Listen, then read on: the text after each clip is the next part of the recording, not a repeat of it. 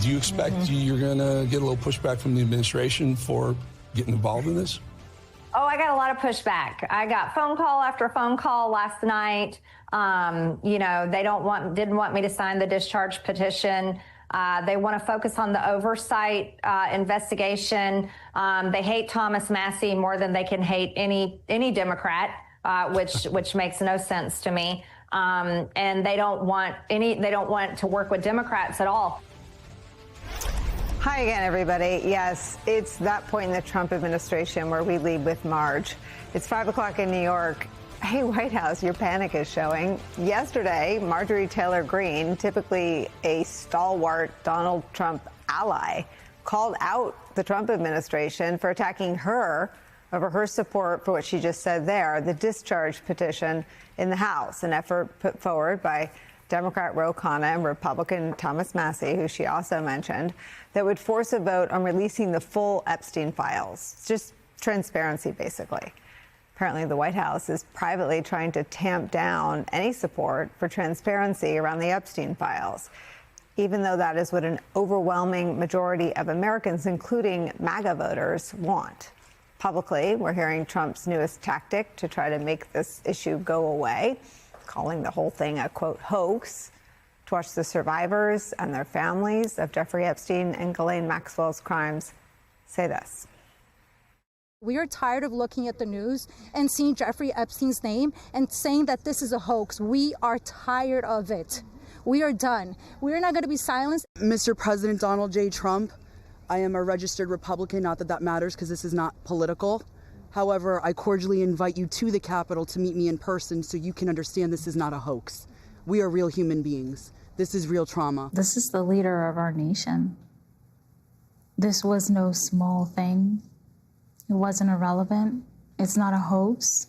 There's testimony after testimony. Ghislaine Maxwell was convicted. To hear the leader of their nation say things like that for us, it's gut-wrenching. Those who have already been through so much trauma yesterday said that if no one else will, they'll name names. The government refuses to do that. Congressman Massie saying this, quote, survivors at our press conference announced that they are privately compiling their own Epstein list. They would be sued into homelessness for naming names, but Marjorie Taylor Greene and I are willing to name names in the House of Representatives under the constitutional speech or debate immunity. What a moment on the House floor that would be. I'd like to see that. As for Republicans signing on to Massie's petition, Marjorie Taylor Greene is one of 3 Republican women backing the effort. She, along with super Trump allies Lauren Boebert and Nancy Mace, who we saw leaving a meeting with Epstein survivors on Tuesday in tears, it looked like, are forming the GOP resistance from within. From reporting in the New York Times, quote, the gender divide within the House GOP on the Epstein case echoes one that emerged earlier this year in the Senate during fraught confirmation hearings for Pete Hegseth, the defense secretary who faced his own accusations of having abused women, all of which he denied. Then, as now, the women were under immense pressure from a vengeful White House to fall in line. In both cases, most of their male colleagues who had previously expressed hints of concern cited what they said were equally compelling reasons not to act on those concerns. Massie and Khanna say they are confident they will get the required 218 votes to pass their petition by the end of the month. That's where we start the hour with some of our favorite reporters and friends. New York Times Justice Department reporter Glenn Thrush is here. Joining me at the table, former Criminal Division Deputy Chief at SDNY, MSNBC legal analyst and host of a new YouTube show, Courtside, Christy Greenberg's here, and former Undersecretary of State for Public Diplomacy and Public Affairs during the Obama administration, MSNBC political analyst Rick Stengel's here. Glenn Thrush, it's such an interesting piece of reporting from the New York Times to draw the parallel to Hegseth. He was accused of rape by someone at a conservative conference. The Monterey Police Department came out and reported it out or investigated it. And the pressure campaign against Joni Ernst was immense. She's now retiring. Are there, I hate to ask if MAGA Republicans are learning lessons from something like that. But is there a sense that they will not be bullied the way Joni Ernst was? Do they seem to be finding some political safety in their numbers between Marjorie Taylor Greene, Lauren Boebert, and Nancy Mace? Well, this is a political crisis that has just expanded, has just broken through every containment that the White House has put up around it, right? This looked initially, when we were first writing about this, as if it was a pretty big embarrassment, but a survivable embarrassment for Trump's law enforcement appointees because they had pushed all these Epstein conspiracy theories. Now what's going on, and it's happening at a point in time where Democrats are being pulled by the momentum of the midterms as opposed to the gravitational pull of the last election, and Republicans, and I think the Marjorie Taylor Greene position on this is extremely noteworthy because she is clearly looking towards a life after Donald Trump and a position in the party after Donald Trump, maybe the biggest position in the party after Donald Trump. So they are acting within their own post-Trump interests. And they are, from a political perspective, I think, seizing on an opportunity, in addition to their heartfelt feelings about this particular issue and their own personal experiences with this sort of trauma. But they are also, I think, seeing what Democrats have seen for years, which is Trump's enormous vulnerability with female voters and women in general in this country.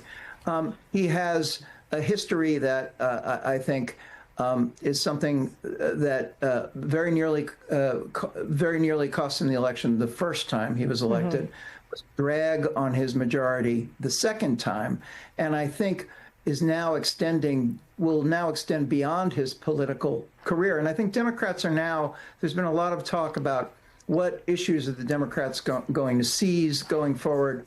We saw in the RFK testimony today a ready-made TV commercial for the midterms for the Democrats on those issues. But I think the Epstein case has moved beyond sort of a boutique issue about conspiracy theories and the MAGA base into something much broader. And it is not good for the White House to have women from both parties standing at a podium criticizing a president whose principal political vulnerability is with female voters.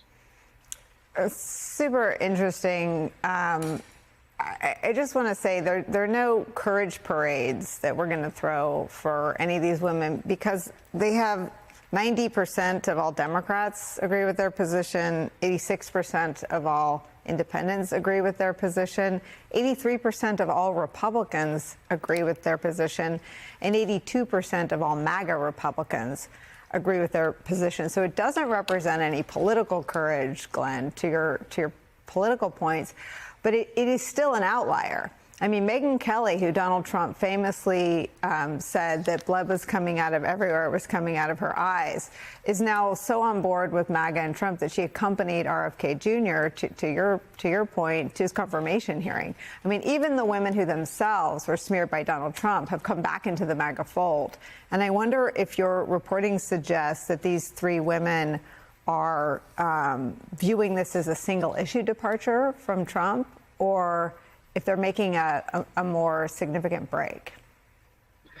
Who knows? I think what they're doing is what every politician does, which is they're taking advantage of a tailwind and seeing how far it takes them.